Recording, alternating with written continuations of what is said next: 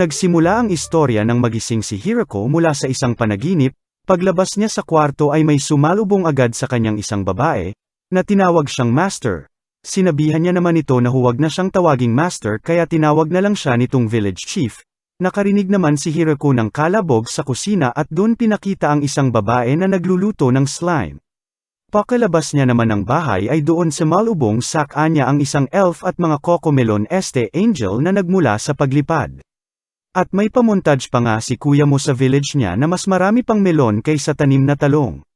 Sa sumunod na eksena pinakita kung paano napunta si Hirako sa ibang mundo. Nagpakilala sa kanya si Papa God na gustong bumawi sa kanya sa marahas na naranasan niya sa past life niya. Tinraidor na, namatay pa sa malubhang sakit, kaya naman gusto siya nitong bigyan ng isa pang chance para mabuhay sa ibang mundo nang may malusog at walang sakit na pangangatawan. Tinanong din siya ni Papa God kung ano ang request niya sa magiging bagong buhay niya at dito naman iminungkahi ni Hirako na gusto niya mag-farming, na malayo sa civilization, payak at tahimik. Nag-call a friend naman si Papa God dahil wala daw ito sa jurisdiction niya at dito binasbasa na nga siya ni Papa God at ibinigay ang omnipotent farming tool, and boom! Nagising na lang si Hirako na nakahiga na sa gitna ng kagubatan. Nang bumalik na ang ulirat ni Hirako ay nanibago ito dahil may malusog na siyang katawan. Tuwang-tuwa naman ito dahil magagawa niya ng mag-farming na matagal niya nang inaasam, ngunit di niya pa alam sa ngayon kung paano sisimulan. Napansin niya din na bumata siya at todo outfit na para sa pagsasaka pero wala pa siyang gamit, kaya doon niya naalala ang omnipotent chuchu na sinabi ni Papa God at lumabas nga ang isang asarol na kinamangha niya. Hindi rin siya napapagod kahit anong bangkal niya ng lupa na lubos niyang kinatuwa. Pagkatapos nito ay inexplore niya na ang kagubatan para maghanap ng pagkain at tubig, dito pumukaw sa atensyon niya ang isang malaking puno at napagdesisyonan niya na dito na mag-set up ng magiging base niya. Ngayon na may base na siya ngunit wala pero nahahanap na source ng tubig, naisip niya na lang na maghukay hanggang makahanap nito. Dito ginamit niya ulit ang impotent chuchu at nag-anyong pala para sa paghuhukay.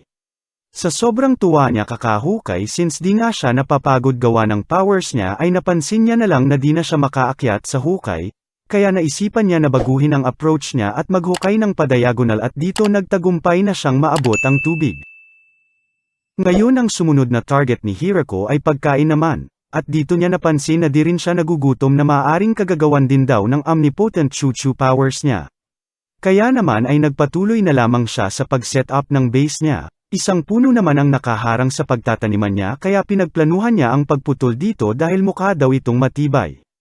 Nilabas na niya ang palakol at hinampas na ang puno, ngunit sa gulat niya ay naputol agad ito sa isang wasiwas niya lang, pati pagbalat at pagputol sa mga ito ay parang cheese na nga lang daw na lubos na kinatuwa ni Hirako. Manghang-mangha din siya sa powers niya dahil basta napipicture niya sa isip niya ay nagagawa nitong mag-transform dito. Ngayon ang problema naman ni Hirako ay kung paano i-build ang mga ito hanggang sa di niya na mapansin ang oras at paggabi na, at dito niya na-realize na kailangan niya ng ilaw para sa gabi. Tinray niyang maglabas ng lighter at posporo gamit powers niya pero walang lumabas, hanggang sa naglabas siya ng magnifying glass na di rin niya magamit dahil inabot na siya ng gabi. Sa huli ay tinapyas niya na lang ang babang parte ng puno bilang silong at nag-ukit na lang ng mga gamit sa gabing yun. Kinaumagan, diretso na siya sa paggawa ng apoy gamit ang magnifying glass at pinagpatuloy niya na din ang pag-clear ng paligid. Sa puntong ito ay nakaramdam na din ng gutom si Hirako, hindi dahil sa trabaho kundi dahil sa pagpapapalit-palit niya daw ng powers niya. At dito bigla siyang dinambahan ng isang kakaibang rabbit na sa gulat ni Hirako ay napatay niya. Ayun nga at diretso barbecue, na lasang Mother Nature daw ika ni Hirako, nagpasalamat naman siya dahil at least daw ay edible ito.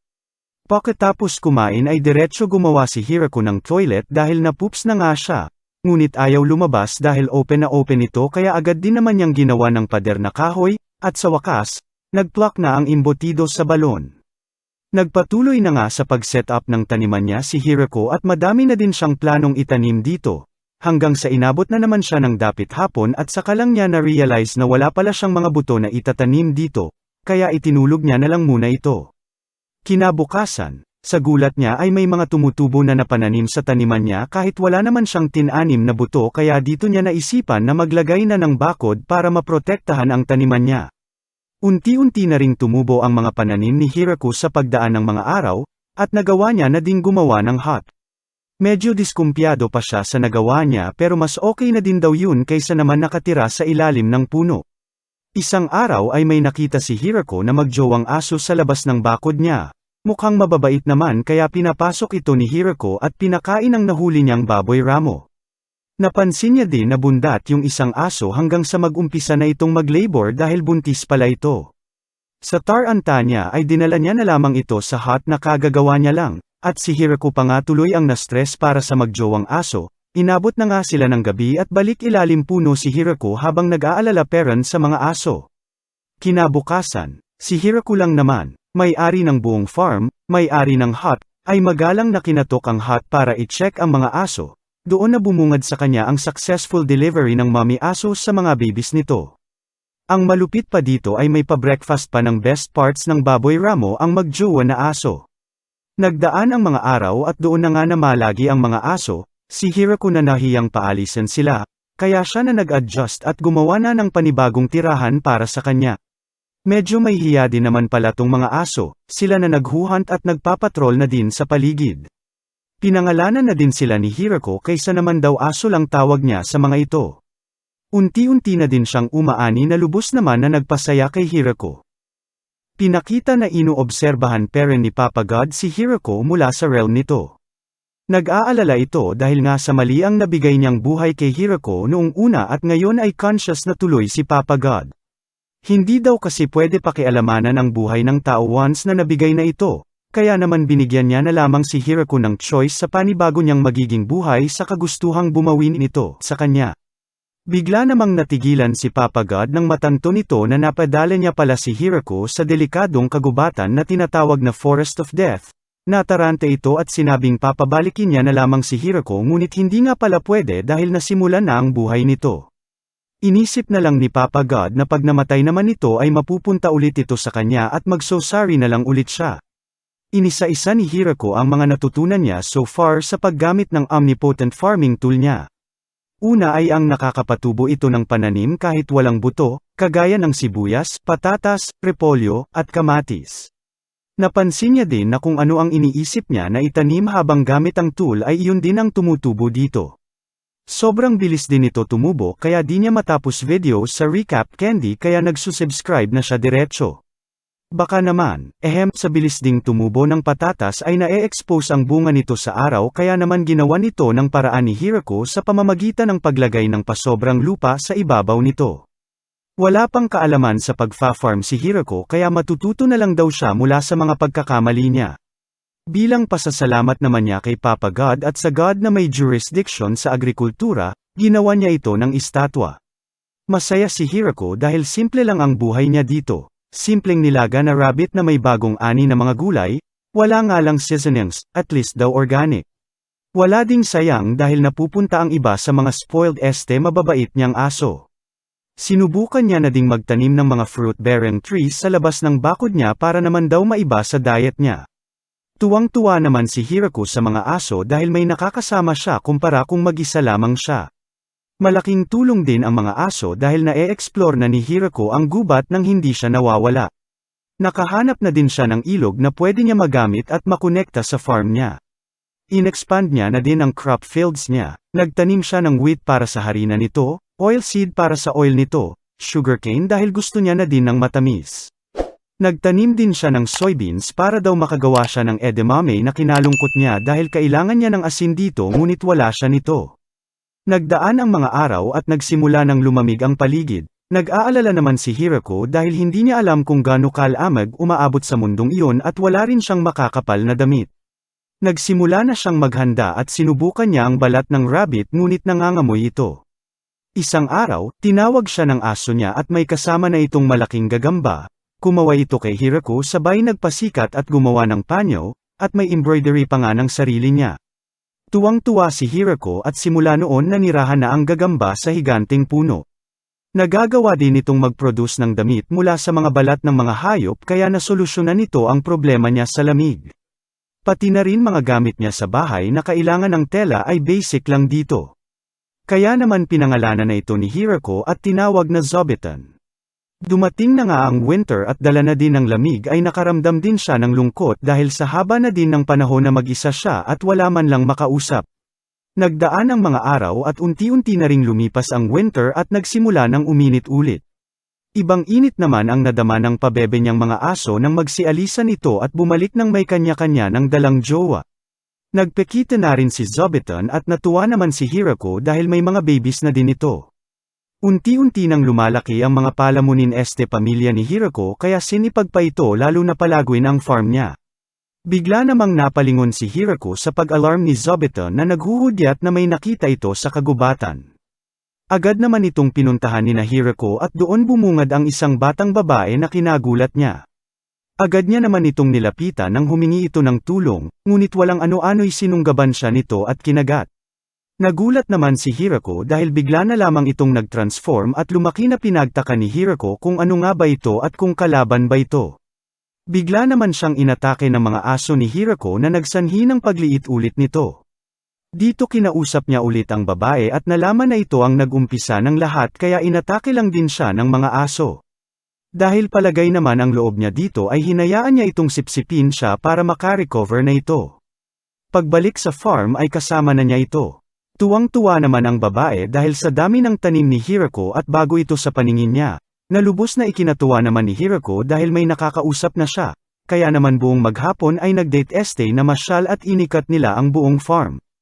Kinagabihan ay tumungo na sila sa cabin ni Hirako. Dito nalaman niya na ang pangalan ng babae ay Lululusi, at isa itong vampira, at ang rason daw kung bakit siya napadpad doon ay dahil gustong kunin ng nobles ang research niya kaya umalis siya doon.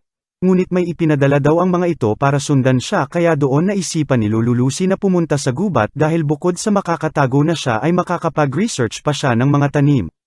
Dito tinanong din ni Lucy si Hirako kung paano niya daw napaamo ang mga halimaw dahil nga sa reputasyon ng gubat na ito at mag-isa pa nga daw nakatira dito si Hirako na lubos naman niyang pinagtaka.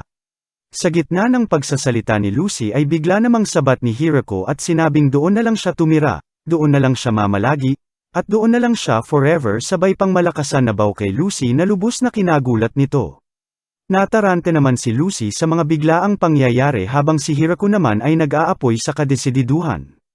Naiihi na parang natatae, di na kinaya ni ate mo at napaoo na rin ito. Nalubos naman na kinatuwa ni Hirako sabay damba kay Lucy, at di na pinakita ang mga sumunod, KJ. Kinabukasan, maganda ang gising ni Hirako at napansin itong lumiit daw si Lucy sabay sabi naman ni Lucy na proteksyon niya daw yun para di siya manyakan ni Hirako. Nagplano na rin sila sa mga sunod na gagawin at biglang napagtanto ni Hirako na si Lucy daw ang unang tao na nakasama nila sa farm niya bukod pa sa mga aso niya at kay Zobiton. At doon nagsimula na ang harem village ni Hirako, at madaragdagan pa, abangan.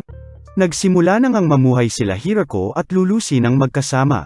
Malaki din ang pasasalamat ni Hirako dahil sa laki ng tulong na nabigay ni Lulusi mula nang makasama na niya ito. Isa na nga dito ang problema niya sa asin. Dumiretso na din agad sila sa farm at pinag-usapan ang mga panibagong plano nila rito. Natigilan naman sila nang biglang mag-alarm si Zobiton na dali-dali naman nilang tinugunan at pinuntahan. Naabutan nila ang isang angel na naka-bondage at binubuli na ng mga aso ni Hirako, na agad naman nilang tinulungan. Nagtaka naman si Hirako sa asal ni Lulusi at dito na nga biglang tinawag at nakilala ng angel si Lulusi at sinabing dito lang pala ito nagtatago. Kasama na nga nila ang angel nang bumalik na sila sa farm at dito na sila nag-usap-usap.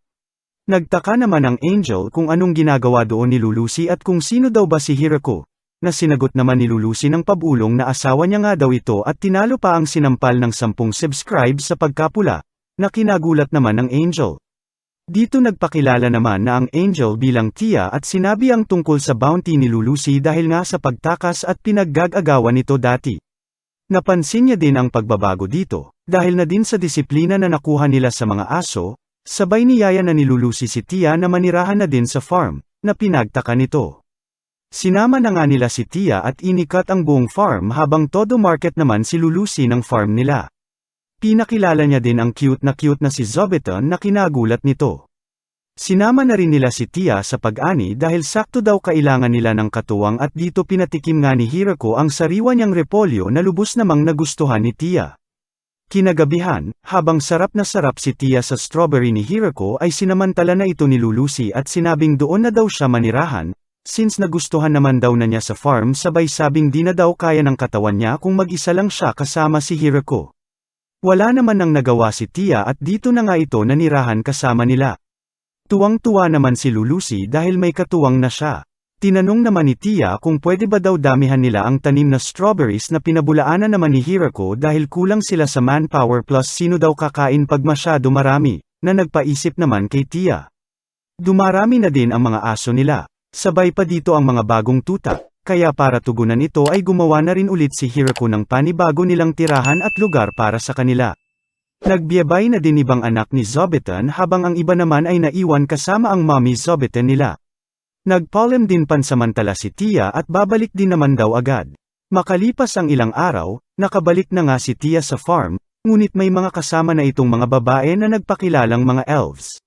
Nakiusap ang mga elves na doon na sila patirahin pagkatapos recruit nga ni Tia at doon na nga daw sila lumipat, sabay sumulpot si Tia at sinabing may malungkot itong backstory, kunti na lamang ang lahi nito dahil na rin sa gyera at wala na ding permanenteng tirahan kaya kung saan-saan na lang napapadpad. Kailangan daw nila ng lugar kung saan sila mamamalagi at makapagpaparami. Pinilit naman nila Tia at Lulusi na kumbinsihan si Hirako at nagpa-cute dito na kalaunan ay pumayag na din, sa kondisyon na samahan muna nila pansamantala ang mga roommates nila na sina Zobitan at ang mga aso na kinagulat nilang lahat.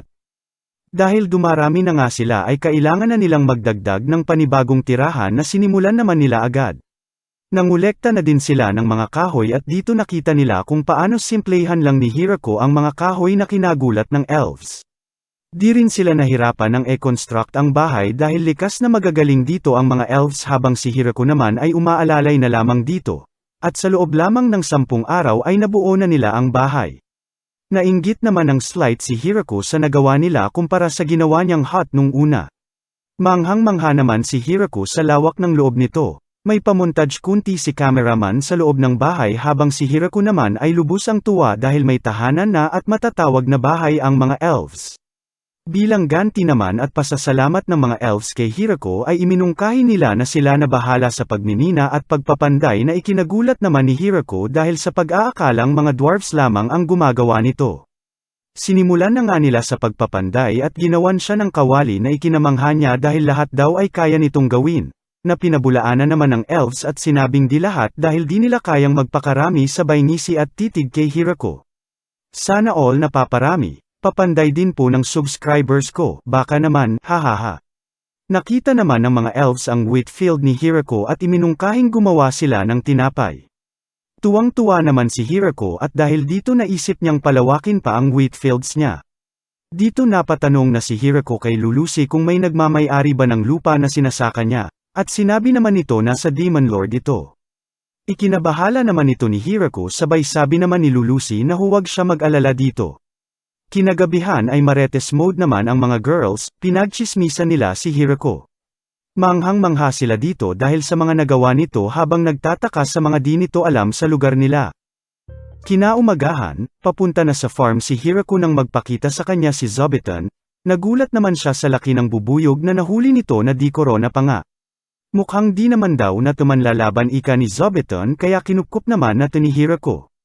Ginawa niya na din ito ng tirahan kung saan gumawa na ito ng pugad, na inaasahan naman ni Hirako na makapagbibigay sa kanya ng honey pagdating ng panahon. Isinakatuparan na din ni Hirako ang pagkonekta niya ng ilog sa farm niya. Una ay naghukay muna siya ng reservoir para mapag-imbakan ng tubig. Sumunod naman ay gumawa siya ng blocks sa tulong ng mga elves mula sa mga lupang nahukay niya mula sa reservoir. Dito unti-unti nilang pinagtagpi-tagpi ang blocks at ikinonekta ang ilog sa reservoir. Bigla naman may malaking isda na natangay ng tubig ang biglang umatake kay Hirako. At sa gulat niya nga ay napatay niya eto, at ayun nga, diretso ihaw ito, habang ilag na ilag naman ang mga babae dahil kilalang delikadong isda ng Forest of Death ang nahuli ni Hirako. Lasang salmon daw ito ng tikman ni Hirako kaya naman inalok niya ito sa kanila. Na nagustuhan naman nila, kaya hamuli na sila ng marami at inimbak. Sakto naman since may supply na silang tubig ay naisipan ni Hirako na gumawa na ng palayan, dito ay sinimulan niya na i-layout at hukayin ang palayan at nang matapos na niya ito ay pinadaloy na niya ang tubig na kokompleto sa palayan niya. Pagkatapos ay hiningi na niya ang tulong ng mga elves at nagsimula na nga ang mga itong magtampisaw sa palayan. Ipinamahagi niya dito ang mga palay kung saan tulong-tulong nilang tinanim. Inatasan niya naman ang mga babies ni Zobbeton bilang pest control ng palayan. Kung gaano kabilis ang first time mo, ay ganoon din kabilis tumubo ang mga palay nila Hirako. Ganoon din kabilis ang anihan parang reply niya dati sayo, at ganoon din kabilis na tuyo. Nakakita lang ng ibang magogoyo, boom. Joke lang, anyway. Nang matuyo na ang mga palay ay nagsimula na silang ihiwalay ang mga buto nito, at ay sila ang mga ito para palay na lang ang matira. Nakaramdam naman ng kaginhawaan si Hirako nang makita na ang finished product dahil sa dami ng proseso nito. Sa huling hakbang naman ay inumpisahan ng isaing ni Hirako ang kanin. Ipinaliwanag niya din kila Lulusi, Tia, at Leia ang lahat ng step dito at hiningi ang tulong ni Lulusi para magsimula ng apoy. Nang maluto na ang kanin ay binilog-bilog muna ito ni Hirako at gumawa ng onigiri tsaka ipinatikim kila Lulusi, na lubos naman nilang nagustuhan. Nainggit naman si Hirako nang makita ang mga elves na madali lang nalilinis ang katawan nila gamit lamang ang magic ng mga ito, kaya naman nagka-idea si Hirako na gumawa ng paliguan, at dito kinausap niya na nga ang mga baby niya at nagplano. Nagsimula naman agad sila sa paggawa nito katulong ang mga elves, ngunit may isang problema si Hirako, at yun ay ang dumi na binabalik nila sa ilog. Dito iminungkahi ni Tia na gumamit sila ng slime bilang natural na kumakain ng mga dumi at agad naman itong umalis at naghanap nito. Nang makabalik ito ay nilagay naman agad ni Hirako ang mga slime sa purification pool na ginawa niya para dun linisin ng mga slimes ang dumi nila. Nang matapos na ang bathhouse ay sinimula ng ipaliwanag ni Hirako ang proseso ng paggamit nito. Iminungkahi naman ng elves na ipakita na lang sa kanila ni Hirako dahil di sila pamilyar dito, na malugod namang pinagbigyan ni Hirako. Tutok na tutok naman ang mga elves habang nagpapaliwanag si Hirako. Napasarap naman ang suwong ni Nick sa bathtub at nakalimutan na ang mga elves, nang bigla na lang nagsiliparan ang mga damit sa paligid at umatake ang batalyon ng Cocomelon. Nailang naman si Hirako dahil napalibutan na siya ng mga ito at walang magawa. Sana all na naman, hayop ka Hirako, animal ka. Kinabukasan ay may bagong batch ng elves ang dumating at dito iminungkahi naman ni Leia na gumawa na lang ng panibagong tirahan para sa mga ito. Kasabay na din ang pag-improve ng kasalukuyang tirahan ni Hirako, at dito sumang-ayon naman si Hirako sabay sigaw ni Leia na simulan na nila ang paggawa ng bahay, para masimula na din ang paggawa ng babies na hanggang ngayon ay ipinagtataka ni Hirako. Hirako, isa lang masasabi ko, animal ka. Anyway, pasabog naman si Kuro, isa sa mga aso ni Hirako, dahil nagkaroon ng POV niya, dito ikwenento niya ang buhay niya bago na-meet si Hirako. Di pa raw siya natatalo kahit kailan hanggat sa makilala niya jowa niya at matalo nito. At ayun na nga, nejontes niya ito. Habang naglalakbay naman sila ay nakasagupa nila ang tinatawag nilang Grappler Bear, ang hari ng kagubatan ika ni Kuro, dito natalo sila nito ngunit di sila pinatay. Ngunit dahil sa malubha silang nasugatan ay nahirapan na silang mag-hunt hanggang sa mapadpad sila kay Hirako at doon na nga yung nangyari sa part 1, kaya pala sugatan silang dumating. At hanggang ngayon wala pa ring idea si Hirako na sila ay delikadong monsters na tinatawag na Inferno Wolves. Wala na din namang pakialam dito si Kuro dahil gusto nito si Hirako at nagpapasalamat ng lubos na napunta sila rito. Natapos na nga ang renovation ng dating pucho-pucho na bahay ni Hirako na lubos na kinatuwa nito. Manghang-mangha din siya sa kinalabasan ng interior nito dahil sa lawak at ganda nito.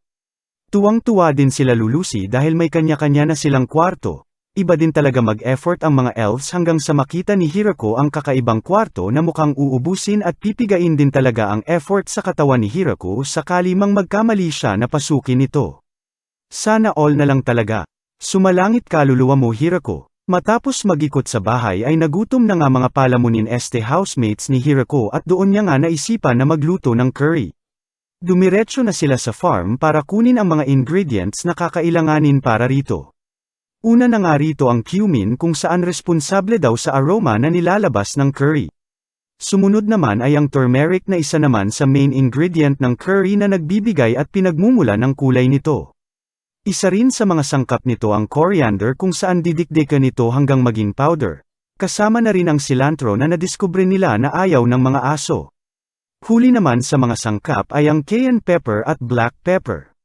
Matapos nga makumpleto ni Hirako ang mga sangkap sa curry ay sinimulan niya na agad ang pagluto rito, kung saan nandoon din si Leia para tulungan siya.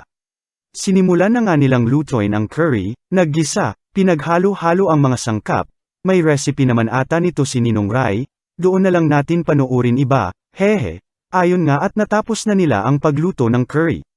Nanibago at nagtaka naman ang girls sa itsura at amoy ng curry kaya sinabihan sila ni Hirako na huwag mag-alala dahil masarap ito.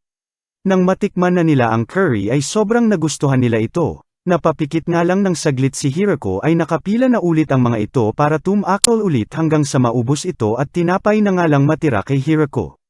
Papalapit na nga ang winter kaya nagsimula na si Hirako na mag-prepare para dito. Nag-imbak na siya ng maraming kahoy, sabay binigyan niya na rin ng mga pagkain si Zobiton para sa hibernation nito kapalit naman ay mga extra kumot na hiningi niya dito. Sina Lulusi naman at Tia ay inatasan niya na i-preserve ang mga pagkain nila habang ang mga elves ay may kanya-kanya ring tinatrabaho. Hinanda na rin ni Hirako ang magiging imbakan nila ng mga gulay sa panahon ng winter. Habang pinagmamasdan naman sila Lulusi na gumamit ng magic ay napaisip ito na sana ay nakakagamit din daw siya ng magic kagaya nila. Kinagabihan, ay nagmoment sila Lulusi at Hirako, ngunit tungkol nga lang sa magic, sinabi ni Hirako ang pagkamangha niya kila Lulusi at Tia dahil sa mga magic nito at kung paano niya sinusubukan na gayahin ito ngunit nagmumukha lang siyang timang. Minamaliit din ni Hirako ang mga ginagawa niya. Keso nagtatanim at nagluluto lang daw siya na pinabulaanan naman ni Lulusi at sinabing sila ang namamangha sa kanya dahil sa mga nagawa niya rito kahit noong nag-iisa pa lamang siya. Dumating na nga ang taglamig, parang Valentine's lang, at dahil nga dito, para masaya naman, bukod kay Hirako na alam naman natin na masaya sa harem este buhay niya, ay gumawa ito ng mga mapaglilibangan nila. Una na dito ang reversi, pati na rin set ng mahjong at chess. Bago ito kila Lulusi kaya ipinaliwanag ito sa kanila ni Hirako pati na rin mga rules nito na agad naman nakuha ni Tia. Bida-bida namang hinamon ni Lulusi si Tia sa larong reversi at nang bandang matatalo na siya ay gumamit na lamang ito ng classic na, ay natapon yung board, technique ngunit di talaga manalo-nalo dito. Nagtungo naman sa kabilang kwarto si Hirako at doon inabutan na naglalaro din ng reversi ang dalawa pang elves habang kino-coach ni Kuro na lubos na kinagulat ni Hirako dahil naiintindihan nito ang laro. At lalo pang nagpagulat kay Hirako ay ang nag-aapoy sa tinding labanan sa chess ng dalawa niya pang aso sa tabi ng kwarto. Biglang lumutang naman si Lulusi at bida-bida na namang nakipag-chess sa aso ni Hirako na sinubukan niyang pigilan at ayon nga, dinurog ng aso sabay moment sa kanto. Kalaunan ay naglaro na din si Hirako kasama sila Tia at Leia, pati na rin si Kuro, sa pagnanais na maibawi man lamang si Lulusi. Malaki daw ang tsansa niya na manalo dahil komplikado nga daw ito na laro at bago pa lang sila Tia sa larong ito, hanggang sa nagpakitaan na sila ng kanya-kanya nilang hawak na kahit ako di ko din alam kung ano basta natalo at nadurudge nila si Hirako, kung saan si Kuro pa nga ang nanalo at binasek lang sila.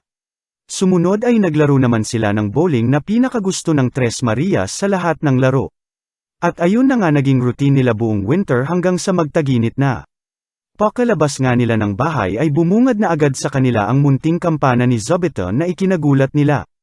Doon na nga natanong nila mula sa malayo ang isang dragon, na pinabulaanan naman ni Tia at sinabing isa daw itong wyvern. Isang dragon o wyvern ika ni Tia na nga ang lumusab sa lugar nila Hirako. Nagsimula na nga itong atikihin sila na dinipensahan naman agad nila Tia at Lulusi ngunit masyado itong malakas at tumagos peren ang atake nito. Sa pagnanais naman na iligtas ang farm at ang lahat sa kapahamakan ay may biglang lumabas na kakaibang sibat sa kamay ni Hirako na lubos niyang pinagtaka. Ngunit dahil nasa gitna sila ng labanan ay walang ano-ano'y sinibat niya ito sa wyvern. Sinubukang sanggay ng wyvern ang atake nito ngunit sa lakas ng atake ni Hirako ay tumagos lamang ito sa tatlong patong ng barrier ng wyvern at kinabagsak nito. Pinuntahan naman nila agad ang labi ng wyvern at dito tinanong ni Hirako kung marami daw ba ang mga halimaw na ganito at kung hindi naman ay maaari bang may nagpadala nito para sadyaing atikihin sila na pinabulaanan naman ng tatlo at sinabing imposible ito dahil sa rarity ng wyvern. Sa huli ay tinanong na lamang ni Hirako kung pwede daw ba makain ang wyvern. Agad naman itong niluto ni Hirako pakabalik sa kanila, inilarawan naman nila ang karne ng wyvern bilang delicacy, na sa sobrang sarap nga daw nito ay maging mga hari ay pinapa-hunting pa ito para lamang matikman at makakain ng karne nito. Dito pinagpiestahan na nga nilang imukbang si Hirako luto ni Hirako at sa sobrang sarap nga nito ay mukhang may ikukulong na sa extra room sa second floor, panuorin ang part 5 para maggots, hahaha.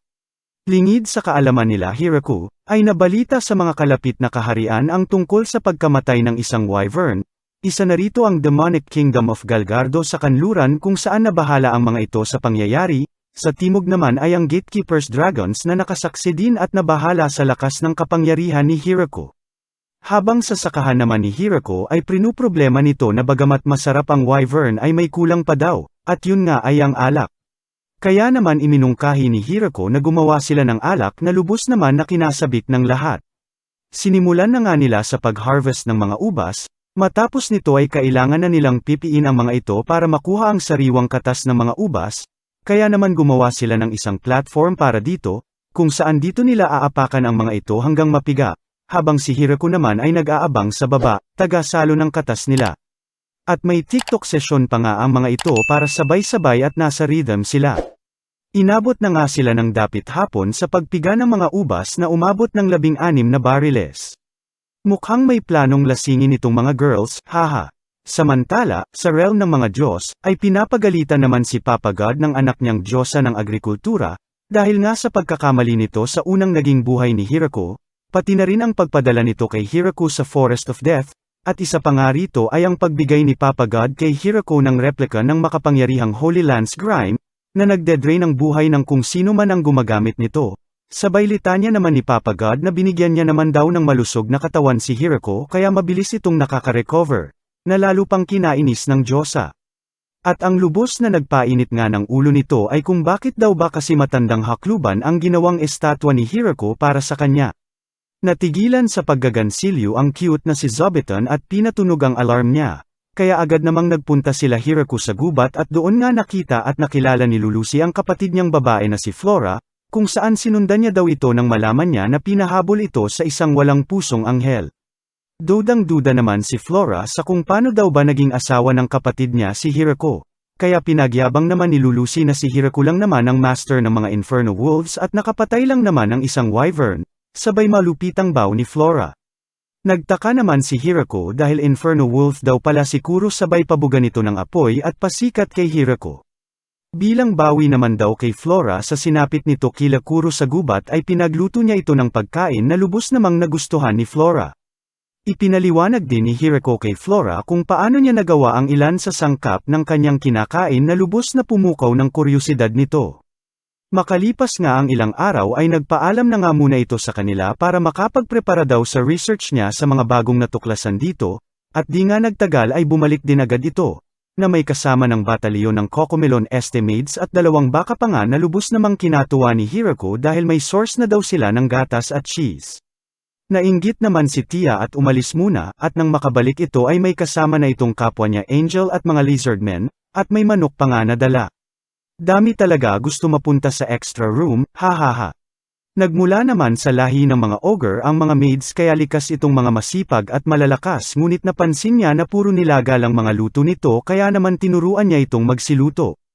Ang mga anghel naman na dinala ni Tia, na sina Gran Maria, Kudel, at Corwan ay ang naging patrol nila sa gubat, habang ang mga lizardman naman ang nakatoka sa mga mabibigat na trabaho na pinamumunuan ni Daga. Sumulpot naman bigla si Leia na may dala na namang sandamakmak na palamunin melon elves at pinagtaka naman ni Hirako kung bakit daw ba walang lalaki na elf, malungkot namang itong sinagot ni Leia at sinabing wala na daw nakasurvive na lalaki sabay kabig naman nito na okay lang daw dahil pwede naman na sila magparami at sabay palibot kay Hirako. Pa-subscribe sa mga gustong maging Hirako, haha. Makalipas ang ilang araw ay nagpatawag ng pulong si Hirako kung saan iminungkahi niya na pangalanan na nila ang kanilang lugar since lumalaki na nga ito. Dito nagbigay sila ng kanya-kanya nilang suhestyon hanggang sa nagtaas na ng kamay si Zobiton at tinuro ang pinto na pinagtaka naman ng lahat, na kung saan bumungad sa kanila ang malaking puno kaya doon, tinawag na nila itong Great Tree Village.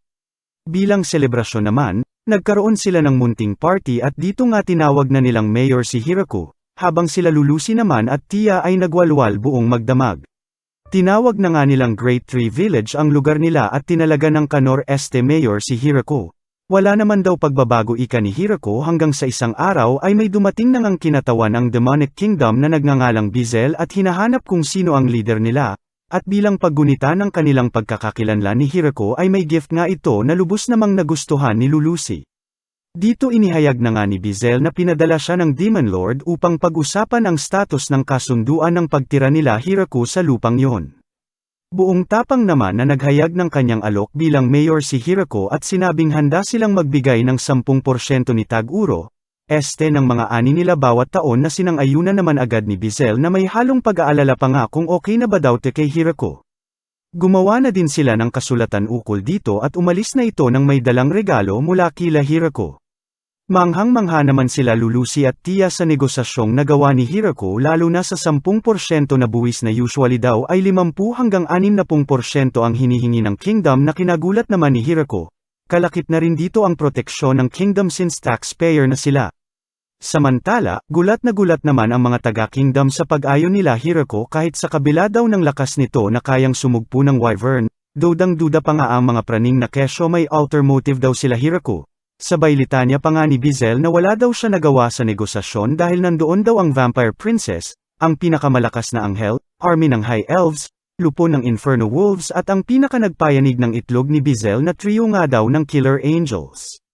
Pati regalo nila Hirako ay pinagdudahan pa nga ng mga ito hanggang sa mapansin nila Ultimo Tela na gawa nga daw ng isang Demon Spider na lubos na naman nilang kinagulat dahil maging ang dating Demon Lord ay nahirapang makipagsabayan dito. Kinabukasan, isang dragon naman ang bumisita sa kanila at magalang na nagpakilalang si Drime the One True Ruler of the Dragons kasama ang kanyang butler na may dalang espada bilang regalo. Napasyal nga daw sila bilang formal na pagbati dahil halos magkapit-bahay lang naman daw sila, sabay pagtataka naman ni Hirako kung bakit daw ba nakabaw ang master niya. Humingi naman ito ng paumanhin at pinatayo ito. Niyaya naman ito ni Hirako na pumasok na muna sana kaso masyado nga itong malaki. Kaya nagpalit naman ito agad sa human form nito at magalang na binati si Hirako. Inabot na nga ito ng gabi kakalaklak ng wine nila Hirako na kinalasyeng nito at ayaw nang umalis, na kung di pa niyaya ng butler ay di pa uuwi. Kaya dito napaisip din si Hirako kung papaano niya aasikasuhin ang mga bisita niya sa hinaharap ibang hinaharap. Haha, kinausap naman niya agad ang mga elves tungkol sa plano niya na guest house at inatas ang gawin ito. Sunod naman niyang kinausap sila Gran Maria sa tamang pagtanggap ng bisita kumpara sa dati, pati na rin ang reaksyon nila kapag nagwa-warning na si Zobeton, kaya naman ginawa nila ng bagong bell si Zobeton para sa panibagong signal nila sa bisita. Bumuo na rin si Hirako ng welcoming party na sasalubong sa mga bisita at hiningi niya na din ang tulong ni Flora bilang mata nila sa mga bisita. Di nga nagtagal ay may mga bisita na naman silang dumating. Nagpakilala naman itong si Garf at nagmula raw sila sa Howlang Village at naglalayong magtatag ng relasyon sa village nila Hirako. Hinaharap hinarap at winelcome naman sila ng mga maid ni Hirako sa guest house nila at doon kinulong dahil wala daw itong dalang regalo parehas ng iba at duda pa sila rito. Sa kusina naman ay pinagtaka ni Hirako ang mga simpleng pagkain na inihanda ng maid sabay sabi nito na ganoon daw talaga pag walang dalang regalo. Kahit papaano ay nailusot naman ni Hirako ang wine para sa mga bisita. Sinimulan na nga nila itong kausapin at doon nila nalaman na mga simpleng beastman lamang ang mga ito na nabubuhay sa pangangaso at pagmimina, at FO na sa dating kakalakalan na village kaya naman naghanap na sila ng panibagong makakasosyo. Kinabukasan ay pinag-usapan na nga nila ang magiging sistema ng kanilang kalakalan, na kung saan iminungkahi ni Garf na makipag-barter ng kanilang mga produkto tulad ng silverwares, glassworks, metalworks, at iba pa na lubos na kinatuwa ni Hirako. Kapalit lamang daw ang mga pagkain at pananim nila Hirako na agad niya namang sinang-ayunan. Humingi rin ito ng paumanhin sa di nila pagdala ng regalo sa kadahilan ng hindi nila alam ang customiyang iyon kaya naman nangako si Garf na magdadala na sa susunod. Dumating na nga ang araw ng kanilang trade sa Howlang Village na kung saan nagpresenta si Drime na maghahatid sa kanila sa kondisyon na bibigyan siya nila Hirako ng drum ng wine. Matapos nga ng unang bisita ni Drime ay paulit-ulit na itong bumabalik at nagwawalwal sa kanila at lagi pa nga daw may dalang regalo para hindi magreklamo ang girls at mismong ideya niya ang maghatid sa kanila. Basta daw ba may alak. Nakabalik na nga sila makalipas ang ilang araw, at dito ibinalita ni Tia na iminungkahi daw ng mayor ng Howlang Village na kung pwede daw ba ang iba sa kanila ay manirahan kila Hirako. Umayon naman si Hirako ngunit sa kondisyon na samahan nila ito ng at least 2 man lang na lalaki dahil puro na nga sila babae ayon sa statistics at census Mariasep arf. Somosobra somobra naman sa pagkabata ang mga pinadala nitong mga lalaki na kinalungkot niya. Malungkot ka pa talaga sa lagay na yan Hirako, hype ka. Pasosolidong suntok na din guys ng subscribe, salamat, hahaha. Dumating na nga sa Great Tree Village sila arf sena kung saan winelcome sila ni Hirako at pinagkatiwala kay Lemulias na house manager ng village. Sa una ay nahirapan pang mag-adjust ang mga ito sa pag-aakalang mamaltratuhin sila hanggang sa mga walang hiya naman pala talaga ito parang yung nagre-re-upload ng recap candy videos. Napansin ni Hirako na maging si Sena ay kaya ring gumamit ng magic katulad ng iba sabay dagdag pa ni Tia na lahat ng anghel ay kayang gumamit nito ng walang kahirap-hirap. Common lang daw to sa kanila ika ni Lemulias at maging si Leia ay nakisawsaw na din at sinabing basic lang ito sa elves apwera sa pagpaparami na di nila kaya, nagpasikat na nga rin pati sila Kuro, Zobitan, at ang Queen Bee, maging Ultimo Slime ay sinampal kakarampot na pride ni Hirako. Bahala na ika ni Hirako at gagawin niya na lang daw ang kaya niya at mag-focus sa hayop ka sarap mo Pia ano yun? Agad namang lumapit kay Hirako si Gran Maria at binalitang isang grappler bear at bloody vampire nga daw ang koza ng kalabog at naglalaban sa hilagang parte ng kagubatan na lubos na ikinabahala nito habang ang tanging pinag-aalala ni Hirako ay kung pwede daw ba ito makain. Nagpasama na nga ito kay Gran Maria hanggang sa matano na nila ang mga halimaw. Iminungkahi naman ng anghel na magtawag muna sila ng backup na pinabulaanan naman ni Hirako sabay request kay Gran Maria na ay lapit lamang siya sa mga ito, hanggang sa i-onihit niya lamang ito, nang sabay pa nga, na kinagulat nilang lahat. Diretso Arinola Cacerola na naman nga ang mga ito kay Hirako, kung saan hinaluan niya ito sa pagkakataong ito ng wine na pinagtaka ng mga maid niya, at tinawag niyang wine-braised grappler bear ngunit masyado daw makunat. Sumunod niya namang niluto at tinawag na chicken fried bloody viper ang karne ng viper na lubhang nagustuhan naman ng 3 anghel, ngunit ayon kay Hirako ay may kulang pa nga daw. Kaya agad naman siyang pumunta sa lab ni Flora para idulog ang plano niyang bagong ingredient dito at humingi ng antibacteria na safe sa pagkain. Tinanong niya na rin ito tungkol sa miso production na nakaatas dito na sa kasamaang palad nga ay di peren daw nagtatagumpay at kunting kibot may sumasabog. Kinaumagahan ay diretso kumuha na rin si Hirako ng mga itlog at dito sinimulan niya nang iprepara ang balak niyang produkto. Una ay nagbati siya ng betlogs niya sabay dagdag ng asin at suka na made in apples, halo daw ng slight at dagdag ng mantika and boom, may jope mayonnaise ka na ayon kay Hirako ay best tandem sa fried chicken nila. Sunod naman nilang ginawa ni Flora ay ang miso kung saan pinakuluan muna nila ito. Sunod ay tinuruan niya ito ng tamang paghimas pagbayo ng soybeans sabay tamang pagpalo with fillings. Halo ng konting koji with salt sabay bilog dito para makagawa ng bol-bol. At sa huli ay nilagay nila ito sa barriles at dito hahayaang mag-ferment na kung saan mas matagal nga daw ay mas masarap ika ni Hirako. Biglang tawag naman si Lulusi kay Hirako at sinabing may mga bisita raw ito at dito bumungad kay Hirako ang grupo ng mga dwarves na pinamumunuan ni Donovan. At ang layon nga daw ng pagpunta nila ay ang wine nila Hirako na binara naman agad ng mga Maria dahil di daw ito libre.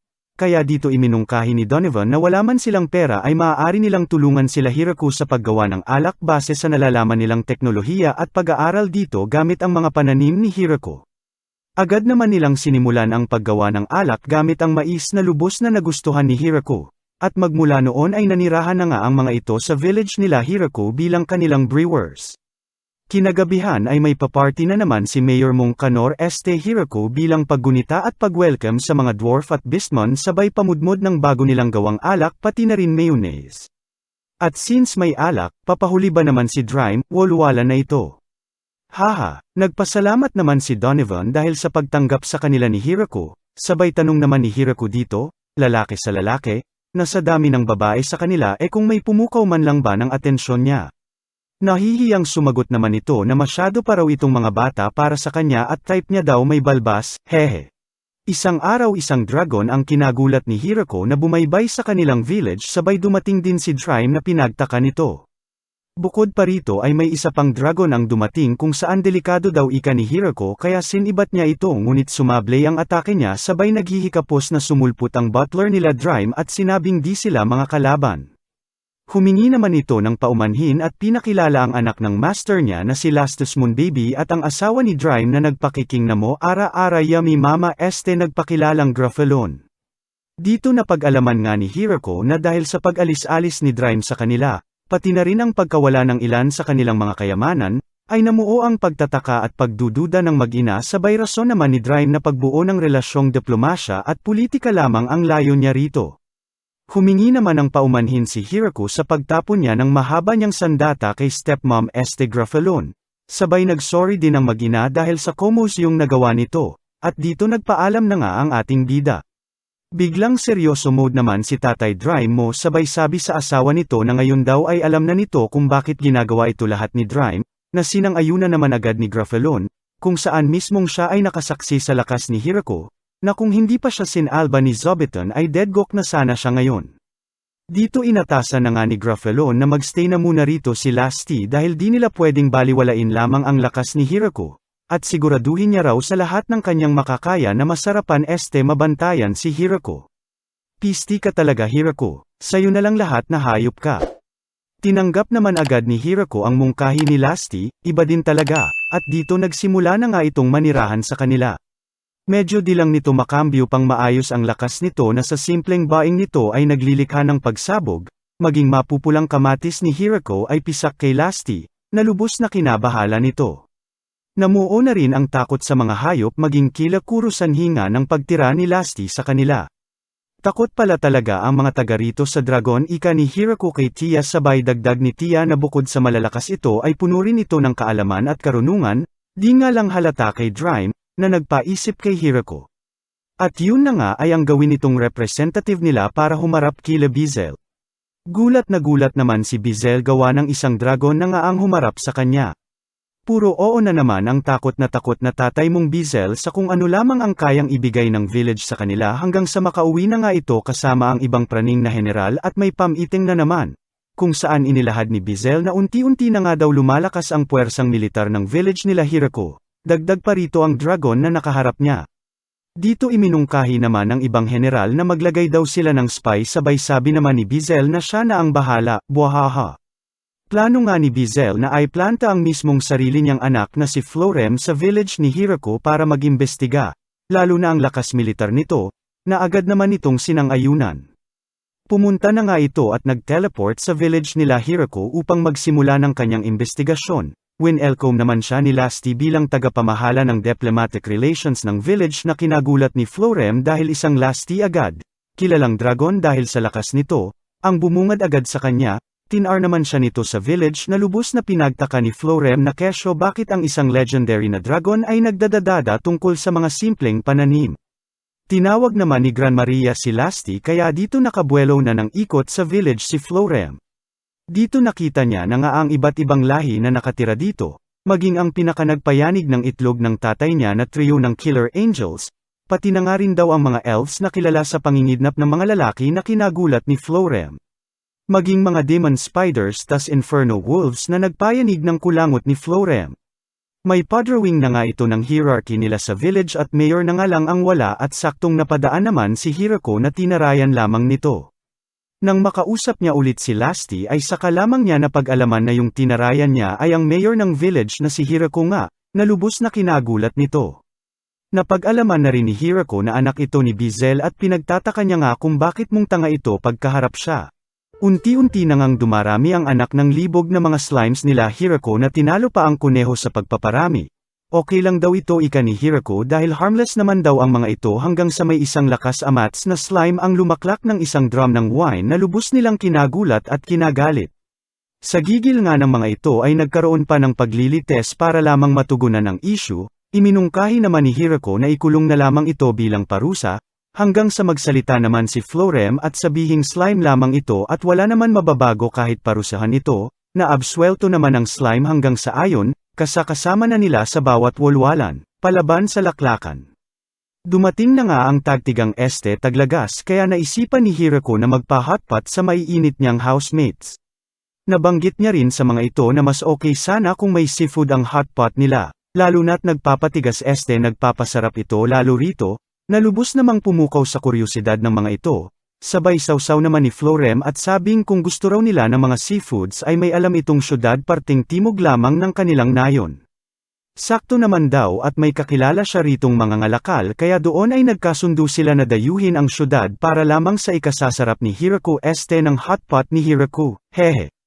Kinabukasan ay diretso biyahe na nga ang mga ito na kinamangha naman ni Hirako, dahil basta raw ba pagdating sa kainan ay palaban at hindi nagpapahuli ang mga ito. Nalubos namang kinakatuwa ni Hirako. Ikaw na haping hayop ka, sana all kinakain may pakain, hahaha. Makalipas ang 3 days ay kasama na nga ng mga sag-apa ang mga ngalakal na nabanggit ni Floren na si Michael Goron mula sa pantalan ng Shashoto, na kung saan hatid nito ang samit-sari niyang mga kontrabandong isda sabay sabing ihabol na lamang daw nito ang seaweed na request nila Hirako. Iminungkahi na rin ni Michael ang 3 pangunahing layon niya sa pagbisita at iyon nga ay ang mabati at mapasalamatan ng personal si Hirako sa negosasyong nagawa nito, pangalawa ay ang palawigin pa ang kalakalan nila, at ang pangatlo naman ay ang proposal nito na gawin siyang official government purveyor ng nayon nila Hirako, na kung saan ito ang magiging tagapamagitan ng lahat ng kalakalan ng Great Tree Village sa outside world. Dagdag pa nga ni Michael na kung sakaling pumayag ang mga ito ay sisiguraduhin niyang doble-doble ang kikitain nila kumpara sa kasalukuyang pangangalakal nila, na nagpaisip naman kay Hirako. Inabot na nga sila ng hapon sa kadadada ni Michael, at nagawa pa nga nitong isingit ang kalakal nila sa alak na binara naman agad ng dragon, na kinagulat nito sabay batsi na. Mukhang okay naman daw ito ika ni Hirako, na sinang-ayunan naman nila Lulusi at Tia, at mukhang di naman daw sila lolokohin nito dagdag pa nga ni Tia. Habang papalayo naman sa village si Michael habang sakay ng dragon ay unti-unting lumabas ang kulay luha nito sa mga mata at nakaraos na nga. Sabay pa flashback ng kung ano ba ang nangyari 3 araw earlier, haha. Dito nalaman ni Michael na may bisita na naghahanap sa kanya. Sa una ay isinasawalang bahala lang nito ang pagdating ng mga dayo sa kadahilan ng busy nga raw siya hanggang sa gumana ang ultra instinct sabay urong ng lahat ng uurong sa kanya at sinabing masama ang kutob niya kung sakaling di niya i-entertain ang mga ito. Hinarap na nga niya ang mga ito at sa gulat niya ay nandito ang anak ni Bizel na kung nagkataon ay pugot ulo sana siya kung inesnob niya. Mas kinagulat niya sabay labas ng kunting igit nang malaman niyang kasama nila ang baliw na dragang si Lasty na anak ng isa sa mga pinakamalalakas na pamilya sa Demonic Kingdom. Eagles daw kung sakaling makipagkalakalan sa kanila. Pinakita na nga nila Lasty ang mapupula nilang mansanas na lubos na kinagulat ni Michael, dagdag pa rito ang galek na naramdaman nito dahil tibe-tibe siya kung sakaling makalakal niya raw ang mga ito, from Eagles to winner ang pudra mo, haha. Wala nang patumpik-tumpik at inutos na ni Michael sa alip-oras nito na ihanda lahat ng kailangan na seafood nila Lasty fresh from Pantalan, pinahanda na rin ito ang mga gamit niya dahil siya raw mismo personal ang maghahatid ng mga ito sabay lingon kila Lasty na tinalo pa ang unang sogo sweldo ninyo sa kasiyahan, haha. Bumiyahe na nga sila Michael at makikita mo ang galek sa mukha nito habang nasa biyahe habang unti-unti namang nakikilala ang mga tropa ni Hirako, mukhang traumatic experience pala, haha. Sariling puri naman ito dahil nakasurvive raw siya sa nakakakilabot na grupo nila Hirako at naitawid ang negosasyon ng may ngiti sa kanyang mga labi. Ngunit sa takot ay di na raw bumalik umorong niyang betlogs, hahaha. Samantala sa harem village naman ni Hirako ay nilalantakan na nila ang hot pot with sariwang seafood sponsored by nangangatog peren hanggang ngayon na kuya mong Michael. Isang araw ay may dumayo na namang dragon sa Great Tree Village, na ayon nga kay Hirako ay pangatlo ng araw. Nakatingin lang ito na parabang nang aasar sabay atake sa may katabing gubat nila Hirako.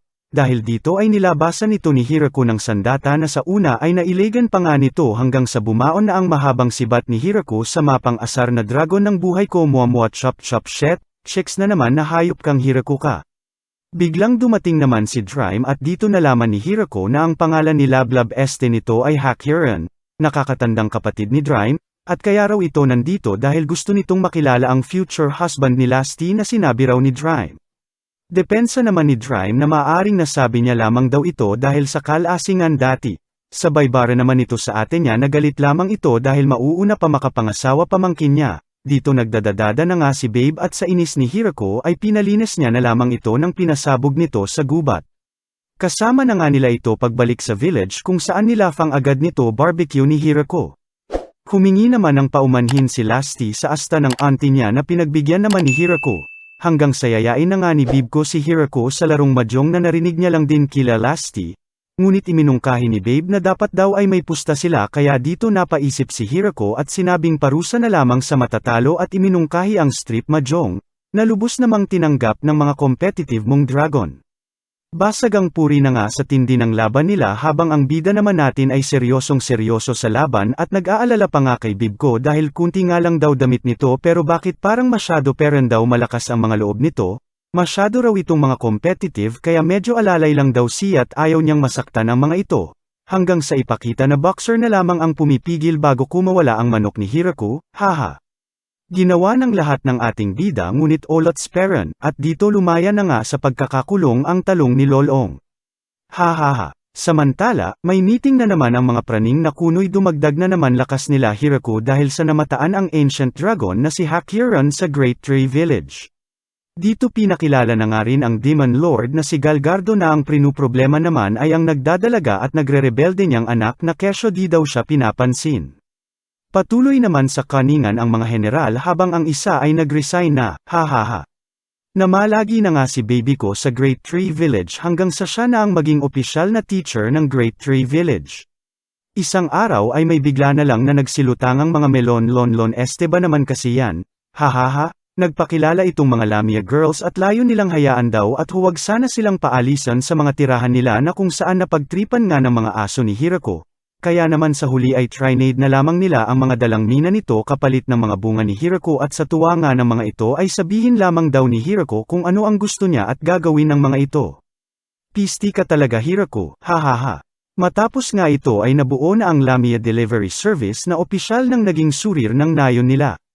Mabalik naman sa kastilyo ay pinasilip na ang mukha ng munting prinsesa na nagbabalak na atikihin ang Great Tree Village at iligtas si Florem, buhahaha. So ayon, zinom na nga ang pangarap ginagawa ni Florem na abalang-abala sa mga accounting works niya sa village.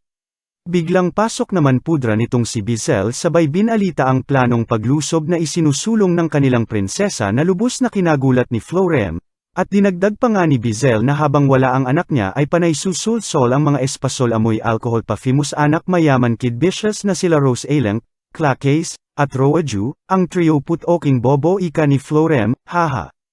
Napatanong na rin ito kung saan daw ba plano ng mga ito na lusubin at sumagot naman ang nag-aalalang tatay niya na village nga daw nila ang trip ng mga ito at bukas na nga daw ito lulusab. Sa gulat ni Florem ay ano daw bang taeng kinakain ng mga ito ang nagbibigay sa mga pasneyang mga ito ng ideya na lumusab at sa village pa talaga na ito. Litanya nito. Pati nga itong si Bizel ay sinubukan ng kausapin ang Demon Lord ngunit wapakals ito dahil pabebe nga ito sa unikaiya niya. Kaya naman napagdesisyonan na lamang ng mag-ama na pigilan ang paglusob at diskartehan na lang daw ni Florem na di mapahamak ang kingdom sa kamay ng mga bright nilang mga daladinding.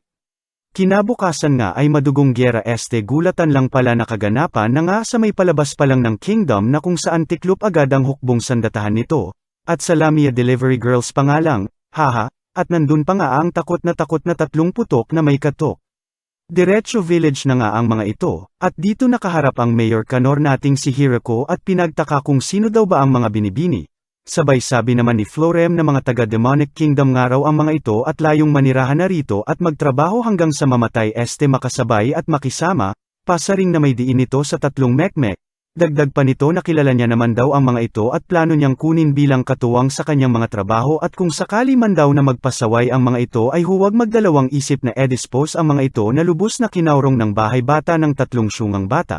Samantala, tinanong na rin ng ating mayor kung sino daw ba yung isa pa nilang kasama na mukhang napagod maglakad, na magalang namang nagpakilala bilang si Yuri, na handa rin daw magsilbi.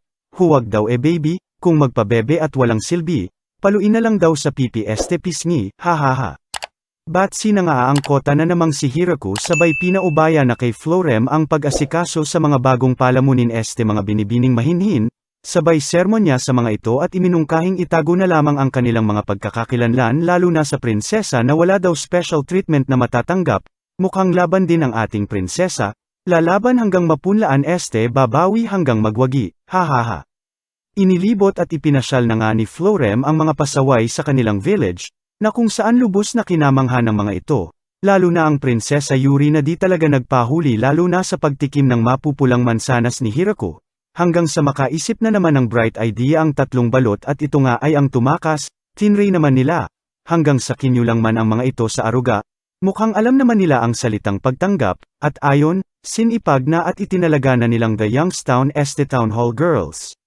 Mukhang nakaka-adjust na at nag-e-enjoy naman ang ating prinsesa sa village at dito napagtanto nito ang kamaliyang nagawa nito sa payak at tahimik na nayon nila Hirako.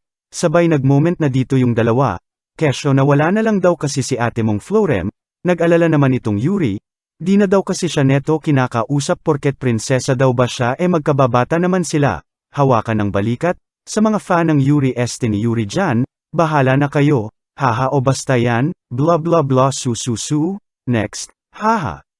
Ito na namang tatlong ito, o basta painom-inom ang mga hayop, nakita nila Hirako, next, haha, biglang lutang naman si Lulusi na kung saan napansin naman agad ni Hirako na may kakaiba raw dito, sabay sabi naman ni Lulusi na medyo pipalya-palya transformation niya nitong mga nakalipas na araw, nako, alems na this, haha. Kinabukasan ay nagsimula na ring tumulong ang Prinsesa Yuri sa mga gawaing pisikal sa farm na lubos na kinagulat ng tatlong baylat dahil pang slap soils lamang daw ang mga gawaing iyon. Hanggang sayayain na ang tatlong primadona ng prinsesa at wala nang nagawa.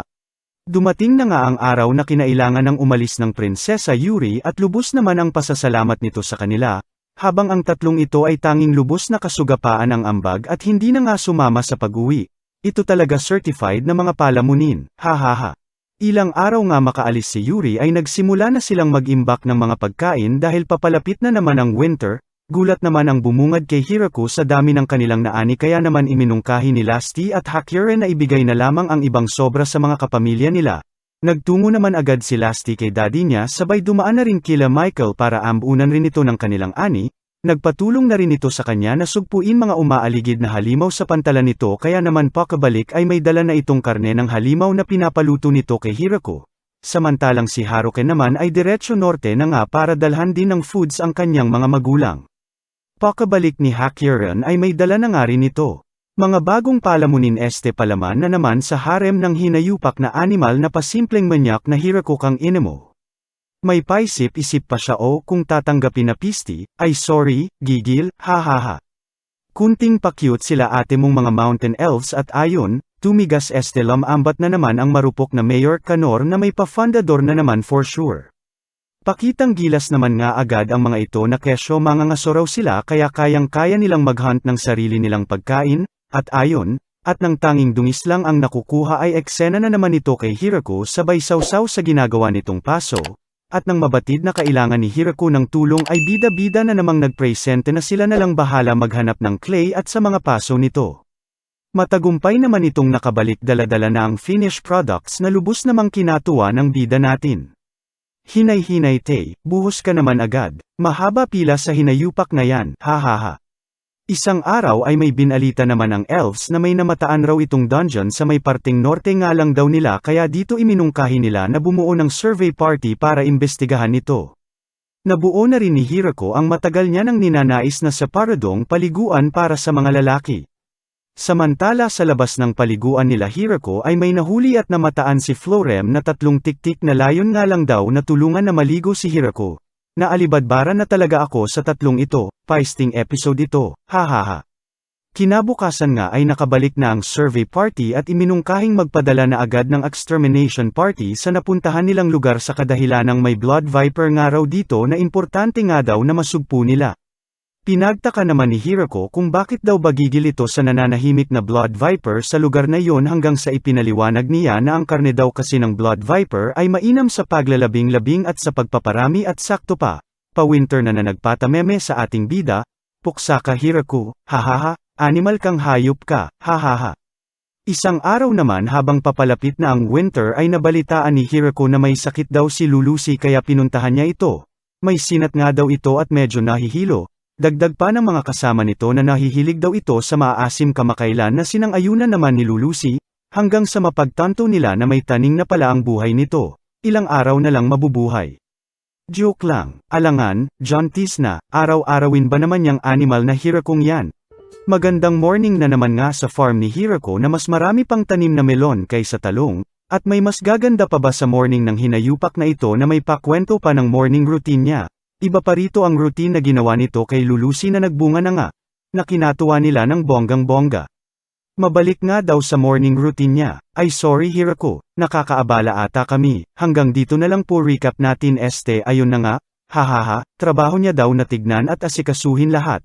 Halata nga namin Hiroko, haha, ngunit di niya masyado inaagahan sa kadahilanang maaga ding nagigising ang mga maids na kinapupuyat ng mga ito, at sa bawat umaga nga ay chismis sa mga kaganapan sa kanila ang bungad nito kay Hiroko para updated siya.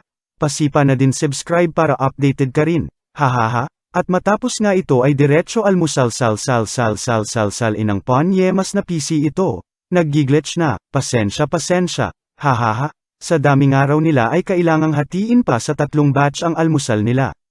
Una na nga sila Hiroko at dito napansin niya ang stress na si Flora na pinuproblema peren magpahanggang ngayon ang miso production nito. Pangalawang batch naman ay ang mga maids, at ang panghuli ay ang mga di umabot sa una at pangalawang batch. Kasama na dyan si Lablab. Alam nyo na, napuyat kami kagabi, hihihi, biglang sulpat naman itong si Gran Maria para ibalita ang mga killer rabbits na nagbalak nga raw pumasok sa village ngunit walang lusot kila Kuro. Dito napaisip ang ating bida na mukha man daw composed and proper sila Gran Maria ay nakanukan naman daw ito ng catamaran pag nagkataon namang off-duty ang mga ito. Ngunit bawing-bawi naman daw pag work mode na, haha. At ayon, pagbusog ng araw ay diretso sa kana si Hiroko, sabay kwento sa mga pesteng blackheads nga raw ng mga pananim niya na tinatanggal niya raw sa pamamagitan ng pagdilig dito.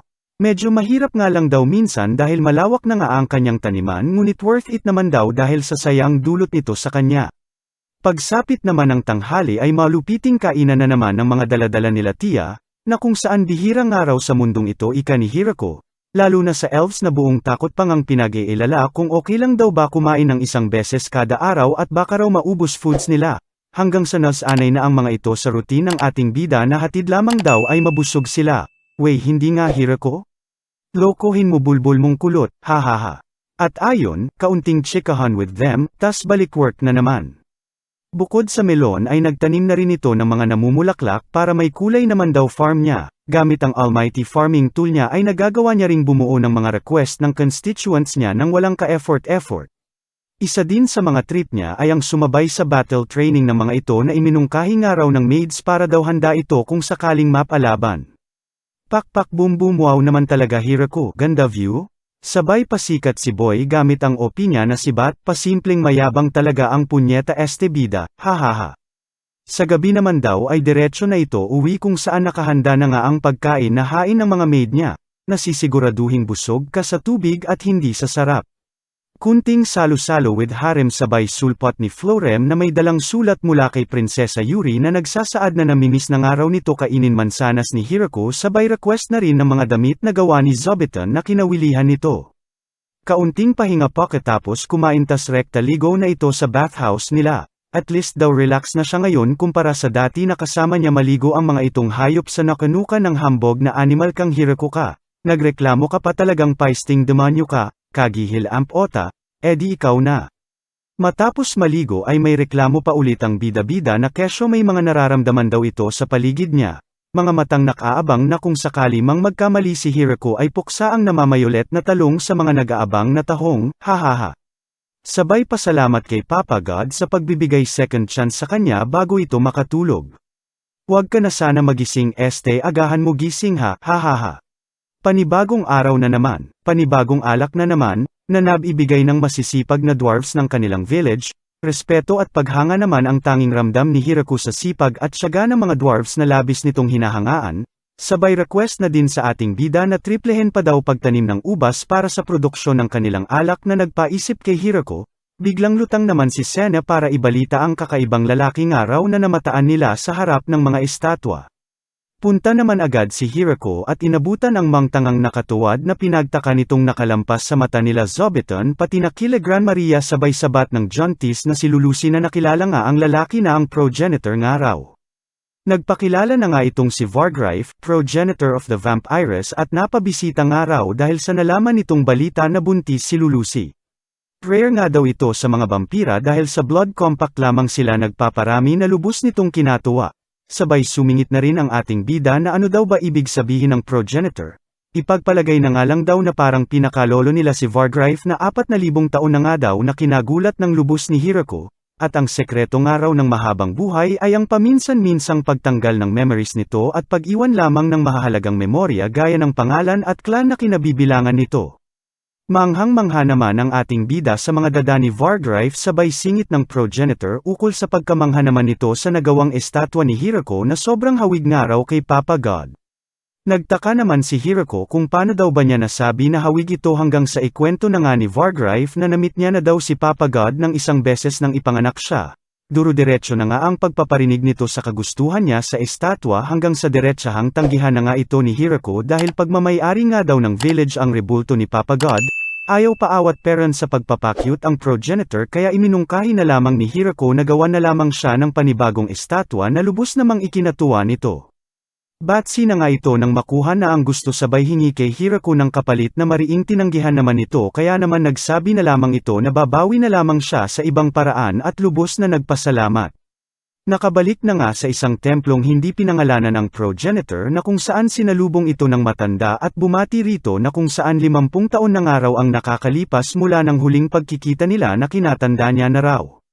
Kaunting kwentuhan sa mga nakalipas na mga pagbabago at kaganapan habang wala si Vargrife hanggang sa isingit na ni Vargrife ang isa pang araw na magbabago simula ngayon, at ayon nga ay ang paglagay ng rebulto na dala niya sa templong yun at ilagay nga raw sa pinakamagandang pwesto sa templo.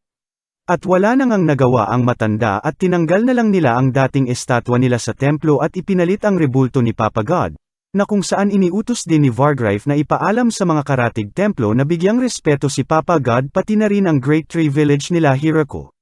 Samantala sa village naman nila Hirako ay may papiano na ang Jontis na padalang araw ni Vargrife, regalo raw nito kay Lulusi sa pagbubuntis nito at di dahil sa estatwa.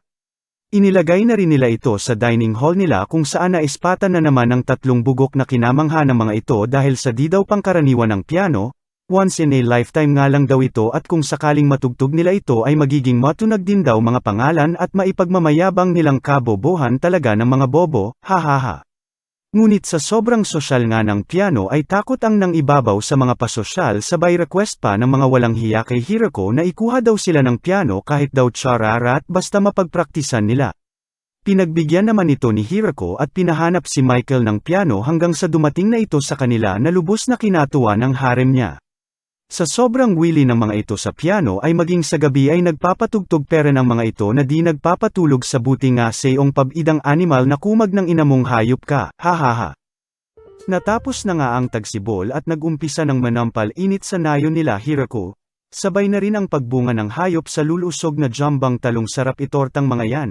Patorta na rin po nito tinawag na nga si Hirako ng Jontis niyang lablab na si Lulusi para mananghal iyan.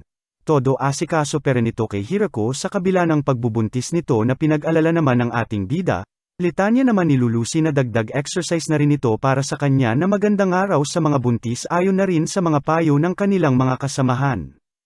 Inusisa na nga rin ng mga curious nitong kapwa babae si Lulusi sa kung ano daw ba ang pakiramdam ng buntis na sinagot naman nito na parang may dalangalang daw na 2 repolyo sa iyong tiyan, na kinatuwa ng mga ito sabay alok ng kung anumang maitutulong nila kay Lulusi.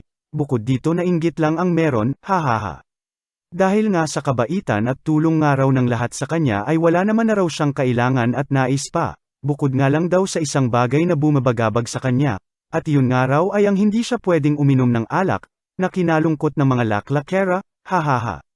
Transition ng konti kay cute nating si Zobete na busy sa pananahi, at ayon, isang araw nga ay may iminungkahi sila Gran Maria kay Hirako kasama ang mga lugmok nating girls, na kung saan di na raw nga nila maatim na makita ang kalungkutan sa bawat isa kaya naman kung maaari raw ay ibenta na lahat ng alak sa village nila, na nagets naman agad ng ating bida na for the Jontis ang ganap ng mga person, dagdag pa ng mga ito na naiisip pa nga lang daw nila na walang alak sa bawat papak nila ay parang nawawasak at sila'y sinasaksak, kaya naman mariing iminungkahi nila Gran Maria na tanggalin na lamang ang alak nang matapos na ang paghihirap ng mga Mariang sa alak ay sarap na sarap.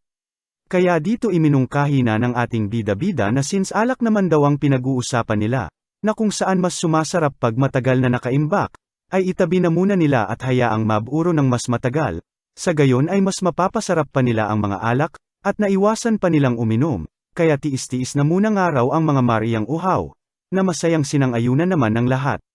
Samantala, lungkot naman ang nadama ng mga dwarves sabay dramang ano raw ba nagawa nilang mali kay Mayor Canor, wala na nga raw umiinom ng mga gawa nilang alak, hanggang sa malaman na nila ang layon ng mga taga-nayon at naglaon ay sumang-ayon.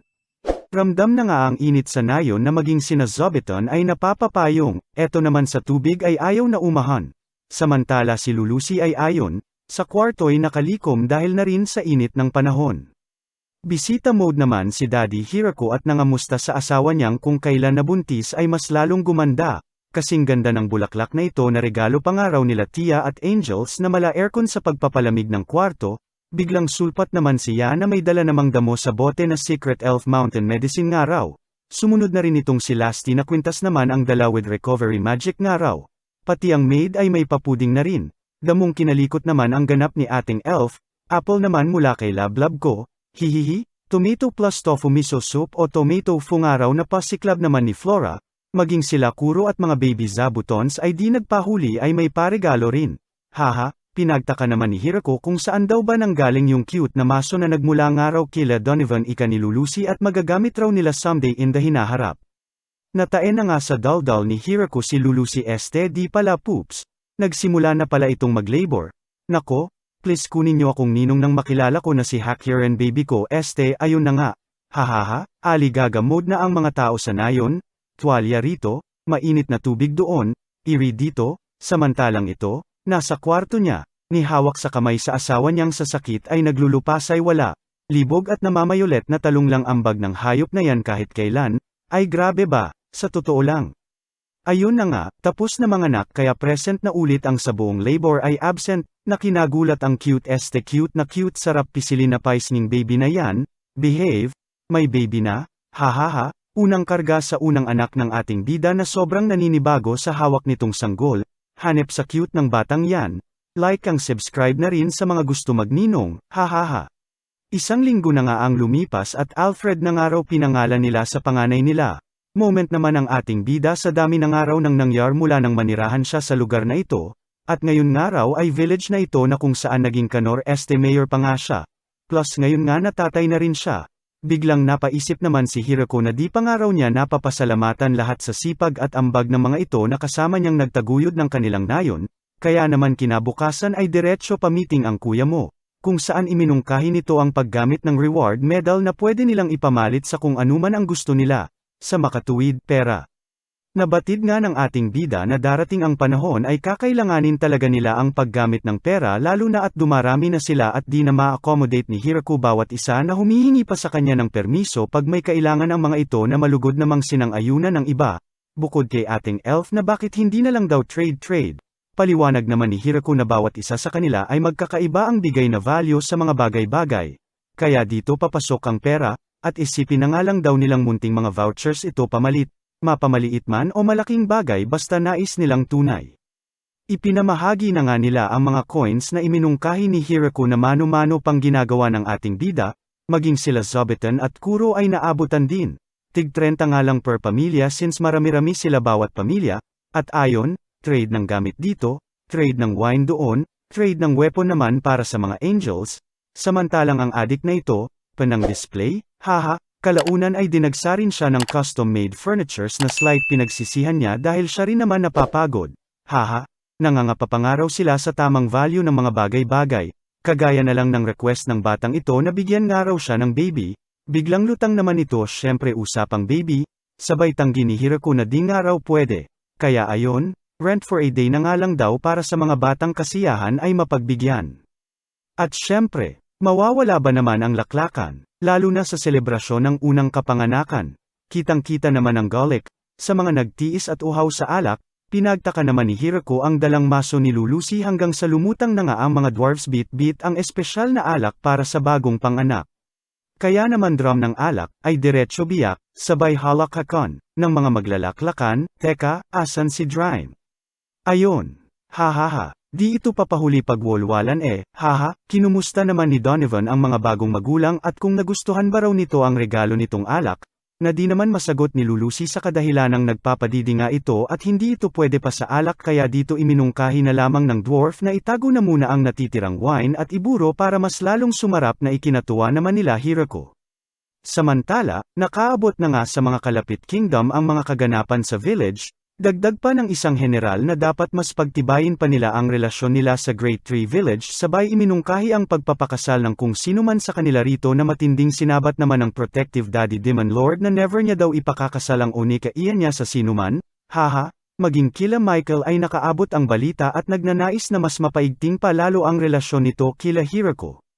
Mabalik sa village nila Hirako na lubos ang kasiyahan sa mga kaganapan, ay ang bungad ng balita mula kila Tia na may mga bagong araw na gustong manirahan sa kanila mula sa ibang kagubatan, dagdag pa nila Baby Hakyuren at Florem ang mga nawalan raw ng tahanan dahil sa nakaraan na digmaan, na aabot nga raw ng daan-daan, kaya naman para mapagbigyan at magawa ng paraan ang ikasasaya ng pangkalahatan, ay dito na pag-isipan ng karamihan na gumawa na lamang ng bagong tahanan para paglagyan ng mga bagong meninirahan, na Great Tree Village No. 2 nga raw. Nangangamoy season 2 na ito. Kaya ano pa ang hinihintay nyo, fingering mo na like and subscribe kung hayop ka. Salamat, love you hahaha.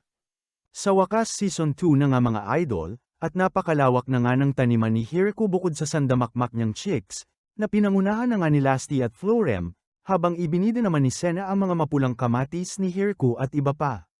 Ipinagmalaki rin ng mga elf ang kakayahan nila sa pagcraft habang ipinagmayabang naman ng mga dwarf ang kanilang mga alak.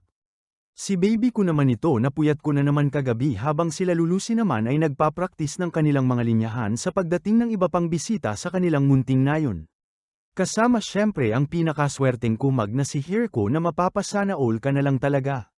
Busy na nga ang lahat dahil sa pagdami nila sa Tree Village, na siyang pinag-aalala ng ating bida at baka kailanganin na raw nilang magtayo ng isa pang panibagong village.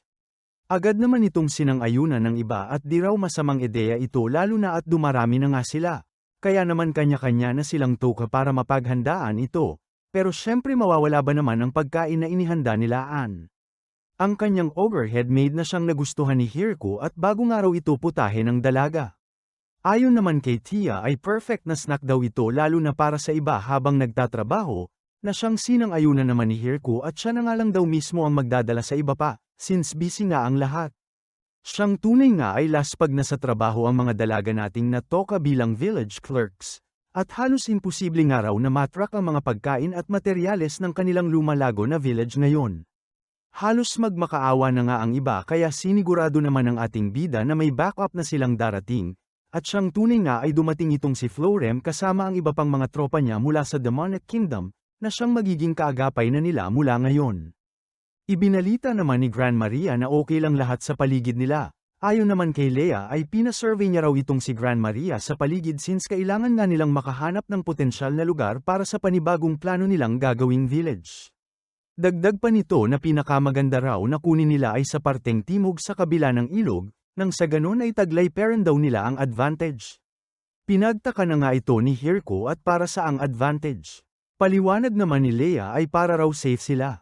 Kung sakali lang naman na magkaroon ng rebelyon, at mabuti na raw na maingat sila at laging handa.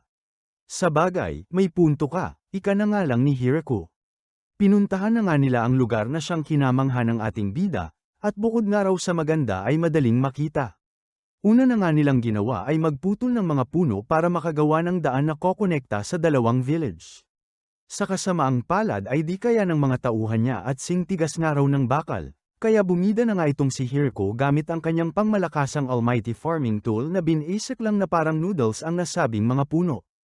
Pagkatapos nito ay gumawa na nga sila ng tulay na pinag-alala ni Hirako na baka masyadong maliit. Ayon naman kay Leia ay mas okay na ganito dahil baka makatawid ang mga halimaw kung sakaling malaking tulay ang gagawin nila. Sa bagay sorry bobo lang, ika na nga lang ni Hirako. Di nagtagal ay gumawa na rin sila ng irrigation system para sa panibagong village, pati estatwa ni Zobaten ay di nga pinalampas ni Hirako at ginawan din. Binisita na nga ito ni Lulusi at ng kanyang bagong panganak na baby.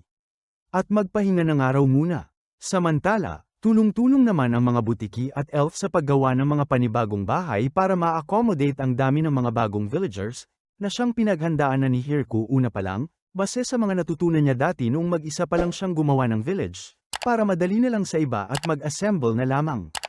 Di nagtagal ay unti-unti na nga nilang natapos ang karamihan sa mga bahay, hanggang sa nagtaka naman si Leah kung ilang residente raw ba ang inaasahan nilang darating, di naman ito masagot ni Hirko at maging siya raw ay di pa sigurado. Sakto namang dumating si Gran Maria at nandyan na nga raw ang bagong batch kasama ni Lord Drime, nang puntahan nila ito ay kasama na nga nito ang grupo ng mga Minotaurs, na pinagtaka ni Hirko at di inakalang ganito ang itsura ng Minotaurs. Nagpakilala namang Gordon ang leader ng grupo na ito, at ipinaliwanag ang sitwasyon nila. Di naman na nagsayang ng oras pa ang ating mga bida at binigyan ng pagkain ang mga ito. Ngunit nag-alala si Hirko dahil baka di raw magustuhan ang lugaw na ibinigay nila since wala ngang may alam sa kanila ng tungkol sa mga Minotaurs. Narinig na nga sila ng isang butiki at nagpresentang siya na ang mag-asikaso sa mga ito since may experience siyang makasama ang ilan sa mga ito dati. Laking tulong na nga si butiki ngunit namroblema na naman sila nang tignan na nila ng mga bahay. Dahil nang liit ito bigla kumpara sa mga dambuhalang katawan ng mga Minotaurs, kaya wala silang naging choice kundi dalhin ang mga ito sa main village nila. Walang ano-ano'y biglang dumating si Florem, at may dala na naman nga raw na bagong batch ang kanyang airpat. Mga centaurs naman, naubod ng Moldita at nagpakilalang si Gruwald, mula raw sa lahi ni Chief Viscount Big, na pinagtaka naman ni Hirko at mukhang bigatin daw sa Demonic Kingdom kung sino man, nabuisit na nga ito at bakit tila ang tagal daw ng pagtanggap sa kanila. Walang ano-ano'y sila Teochi na nga ang humarap dito, isa sa mga clerk na kasama ni Florem, at di nga raw alam ni Hirko ang kalakaran sa mga ganitong bagay kaya ito na ang pinaharap at baka masapak niya pa raw ito wala sa oras. Mayabang parent nga ang kabayo at magmadali raw sila lalo't napagod sila sa biyahe, ngunit kalmado parent siyang kinausap nila Teochi, at ayos-ayusin daw ang pagsasalita lalo na at dayo lang naman at wala sa lugaw nila. Nabago lamang ang tono nito nang magpakilala sila Teochi na anak ni Count Drawa. Isang kontesa habang siya malayong kalahi ng naman ng kanilang chief. Kalaunan ay pinakita na nga lang ang sobrang pagsorry nito sa ating bida at sa naging asal niya. Kagaya kanina ay muli na nga nilang prinoblema ang tutuluyan ng mga centaurs, since di na naman kasya sa bahay na ginawa nila. Hanggang sa mapagkasunduan na nga lang nila na patuloyin ito sa kuweba kung saan naroroon ang mga Lamia, habang napamura na lamang si Leah at hype na ano raw ba silbi nitong mga ginawa nilang bahay. Oo na nga lang ang ating bida hanggang sa salubungin na naman sila ng mga bagong dayo, at sa pagkakataong ito ay mga babae namang dinala ng mga lamya at nakita nga lang daw nilang gumagala sa gubat ng mga nakapaa lamang. Kung anong kinatahimik ng mga ito ay yun naman ang kinadaldal ng isang putol na kahoy na siyang bumati sa kanila, at nagpakilalang si Igo.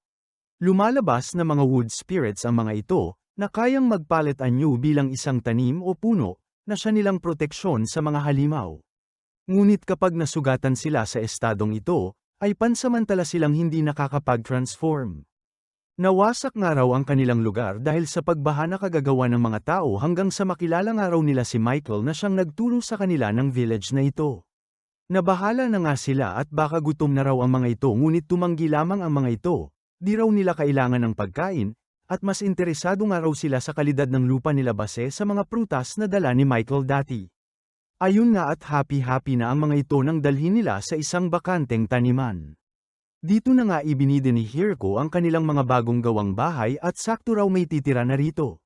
Ngunit muli ay tinanggihan siya ng mga ito at mas gusto nga raw nila sa labas. Sa huli ay mga batang Minotaurs na lamang ang pinatira nila sa mga bahay, habang ang mga wood spirits ay nanatili sa labas. Ito namang si Moldita mas pinili na manatili sa sabsaban, ito bagsak na sa pagod. Ito namang mga ito namumroblema na kakailanganin na nila ngayon ng mas marami pang supply at mga pagkain, pero nang sabihin ni Hirko na gagawa sila ng mas marami pang bahay at mas maayos ay muli silang nabuhayan. Para sa pangarap nilang maginhawang sariling bayan, ayan binanatan na natin Season 2 . Like at subscribe ka naman, salamat! Para maayos na ma-welcome ang halos 200 bagong villagers nila, ay minabuti ng ating bida na magpatawag ng meeting. Dito nagsorry siya sa iba dahil wala pa silang maayos na tirahan, ito naman o na naman kahit sinasabihan ni Hirko na huwag nang magbaw. Mula kasi nang malaman nito na si Hirko ang pinakamataas na posisyon sa lugar na ito, mataas pa sa lahat ng kontesa at maharlika na kakilala niya ay alikabok nga lang daw siya kumpara sa ating bida. Sinakiyan na nga lang ito ni Hirko at binasa ang key cards na hawak ni Ate Clerk. na nagsasabing hahayaan niya ito sa pagkakataong ito, kaya itaas na nito ang ulo at aasahan niyang magtowes ito dahil sa putok nito. Happy-happy na nga ang Moldita habang ipinaliwanag naman ni Hirko na nag-assign siya ng mga mag-aasikaso sa bawat lahi, itong si Butiki sa mga Minotaurs, sila Taochi naman sa mga Centaurs, at si Mamo sa mga Wood Spirits. Regarding naman daw sa kanilang tirahan since ang nauna nilang ginawa ay para sa mga normal lamang ang size, ay naisipan nilang gumawa na lamang ulit ng panibagong village para sa kanila. Gaya ng dati ay kailangan nilang gumawa ng panibagong daan at irrigation para sa mga ito. Kaya naman nagpatulong na si Hirko sa dalawang dalagang dragon na ito para mas mapadali ang trabaho. Agad nag-transform ang dalawa ngunit binalaan ni Hirko na huwag sila magsusunog. Kaya naman bumalik na lamang sila sa human form nila at nauna na nga itong si Lasty na sinuntok ang isang puno, na sa lakas ay halos nakalbo ang direksyon ng gubat na sinuntok nito. Di naman nagpahuli ang lablab ko at binasek lamang ang isang parte ng gubat. Kaya naman muli ay pinagsabihan niya ang dalawa na kontrolin ang paggamit ng kanilang kapangyarihan at baka makalbo nang wala sa oras ang buong gubat. Tumulong na nga rin ang iba para mas mapadali ang kanilang paggawa. Samantala, dinalhan naman ni Ann ng bagong damit ang baby nila Hirko, na bagong gawa nga raw ni Zobaton, na tila game na game sa kanyang mga tinatahi. Balik kila Hirko ay nagpatuloy na nga sila sa paggawa ng mga bahay para sa mga Minotaurs, na ngayon ay mas tinaasa na nila since malalaking demulag ang mga ito. Bukod dito ay mas pinalaki na rin nila ang mga furnitures na kakailanganin nila, gaya ng mga upuan at mesa. Maging ang higa nila ay talagang sadya rin na hindi tatama sa mga sungay ng Minotaurs kapag natutulog. Samantala nakahiwalay rin ang ginawa nilang village para sa mga Centaurs, kung saan style sabsaban at kwadra ang ginawa nila rito. Na siyang nagustuhan naman ni Moldita. Maging ang mga pinto nila ay sadya rin since nahihirapan daw sila sa normal na pinto na laging tumatama sa paa nila. Matapos ang isang buwan ay sa wakas natapos na nila ang villages ng mga ito, sa tulong na rin ng lahat na mas nagpadali rito, at buti na nga lang daw ay di sila inabutan ng winter kundi ay siguradong problema yun. Napatanong naman si Florem kung ano raw ang magiging pangalan ng mga bagong villages na ito, kaya napaisip din si Hirko. Una ay papangalanan niya sanang Upton, Middleton, at Downton ang mga ito na nakabase sa kanilang lokasyon, hanggang sa magbago ang isip nito at para hindi na raw komplikado ay pangalanan na lamang na Village 1, Village 2, at Village 3. Ayon naman kay Tia ay mas mabuting magtalaga na rin sila ng leader sa bawat village, si Gordon sa Village 2, si Moldite sa Village 3, at saka na lamang sa Village 1.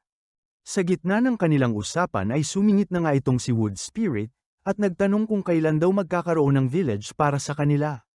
Nagsorry naman si Hirko at wala ka nga raw silang gagawing village sa kanila, na kinalungkot na nga nito, ngunit pinaliwanag ng ating bida na may proposal daw kasi siya para sa kanila. At since 40 naman daw nila ang hindi paggalaw, ay plano nilang ilagay sila sa mga importanteng lokasyon bilang kanilang mata at tagapagbigay impormasyon. May kakayahan daw kasi ang mga ito na makipag-communicate na tila telepathy sa isa't isa. Ang malupit pa ay pwede nga rin daw silang ilaw sa daan, mala street light ang datingan. Maglalagay nga rin daw sila sa unang village para okay ang lahat. At ayon, okay na rin sa wakas at may tirahan na ang lahat. Namroblema naman sila Butiki at ibinalita kay Hirko na bagamat malalaki ang katawan ng Minotaurs at Centaurs ay ulat sa mga ito pagdating sa pangangaso at paglaban sa mga halimaw. Di naman ito naisip ni Hirko dahil hindi ito naging problema sa kanya dahil sa mga Inferno Wolves na basic nga lang daw nilalapa ang mga halimaw.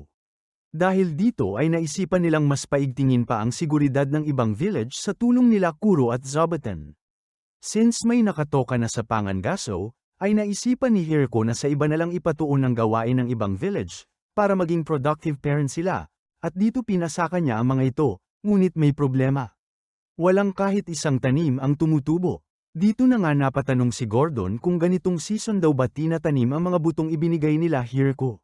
Di naman ito masagot ng ating bida dahil noong siya ang nagtanim dati ay may tulong ito ng kanyang almighty farming tool. Na ginagawang mataba ang lupa, kahit anong tanim na papatubo niya, at lumalaki ng mas mabilis. Sa kasamaang palad ay siya lamang ang nakakagawa nito kaya magiging mahirap at mano-mano ang pagtanim ng ibang village. Iminungkahi naman ni Gordon na siguro ay takpan daw muna nila ang lupa ng dayami nang maiwasang lumamig ito ng todo at baka may tumubo na raw na tanim. At since malapit na raw ang winter, ay mas mainam na magtanim sila ng wheat o trigo kung tawagin. Namangha naman si Hiroko at tila marami daw itong alam sa pagtatanim. Kaya sinabi naman ni Gordon na may mga manggilan-ngilan daw siyang natutunan sa dati nilang village. Dahil dito ay nagpatuloy na nga sila sa pagtatanim ng trigo sa pangunguna ni Gordon, na siyang aabutin daw ng halos 6 na buwan at sa summer na aanihin, na siyang nagpanibago kay Hiroko dahil matagal daw pala talaga ang normal na pagtatanim. Para ipakita ang pasasalamat ng ating bida sa God of Creation at sa God of Agriculture, ay ginawa niya rin ito ng mga estatwa sa bawat village. Since natoka na nga ang Minotaur sa pagtatanim, ay natoka naman ang mga centaur sa delivery service ng bawat village. At bagamat ulats daw sa pangangaso, ay mabilis naman daw at nakakatakas sa mga halimaw, kaya swak na swak sa delivery service. Napansin naman ni Moldita na may alaga raw palang kabayo si Hiroko. Ayon naman kay Hiroko ay dalang araw ito dati ni Michael, kasama ang ibang manok at kambing, tsaka matagal na raw sana niya itong gustong sakyan kaso suplado, sarap gawing menudo, ika na nga nito. Kung pwede nga raw sanang makausap ni Moldita ay mas okay at sabihing sasakay siya. Ayon naman kay Moldita ay di siya marunong ng salitang kabayo, pero kung gusto niya raw ay siya na lamang ang sakyan niya. Na siyang agad namang ginawa ng ating bida habang inisian naman ni Moldita ang kabayo at tila kinumpetensya pa. Ayon gigil na gigil ang kabayo na walan siya ng silbi at trabaho hahaha. Abat makalipas ang ilang araw ay tila nagpresente na nga ang kabayo na sakyan siya. Ayon sa wakas nasakyan na nga ito ni Hiroko habang sa isang gilid ay nakatanaw si Moldita, na siyang sa pagkakataong ito ang inisian ng kabayo hahaha. Sa mga sumunod na araw ay nag-agawan na nga ang dalawa sa kung sino ang sasakyan ni Hiroko. Hanggang sa napagkasunduan na nga lang nila na magsalitan araw-araw. Naging okay naman na ang lahat sa huli at sana nga raw dumating ang araw na kaya nang tumayo ng bawat village sa sarili nila lamang, dahil ayaw niya raw na aasa lamang sila sa almighty farming tool niya, at paano raw kung sakaling hindi na siya malakas pagdating ng panahon. Mag-relax nga lang daw ito ika naman ni Lulusi, at siya na raw bahala mamaya para hindi na siya ma-stress pa hahaha. Kalaunan ay iba naman ang prenoblema niya, dahil karamihan na sa Grade 3 village ay puro kababaihan, at kulang sila sa lalaki. Buti na nga lang daw ay may mga bago nang dumagdag sa kanila kaya tinanong niya ang mga ito. Ayon na nga rito kay Gordon ay 28 out of 72 ang lalaki sa kanila na lubos nitong pinagtaka kung ipapadala raw ba sila sa digmaan. Todo explain naman si Hiroko na kailangan daw ng kapares nung ibang babae sa village. Chuchu ng kunti, adan bengbang eba equals baby para sa kinabukasan. Naintindihan naman ito ni Gordon ngunit custom raw sa kanila na pinapakasalan lamang ang kapwa kalahi lamang. Nang si Moldita na ang pinatawag niya ay sinabi nitong 30 raw sa kanila ang lalaki, ngunit puro bata pa, di rin daw sila pumapares sa ibang lahi. Pero kung kailangan na raw ni Hiroko ng babae bilang bayad sa pananatili nila rito ay siya na lamang ang kunin nito na agad nang ang kinontra ni Hiroko at hindi nga raw yun ang gusto niyang sabihin hahaha. Like and subscribe ka na muna Lods bago natin batukan ang dalagang ito hihi salamat.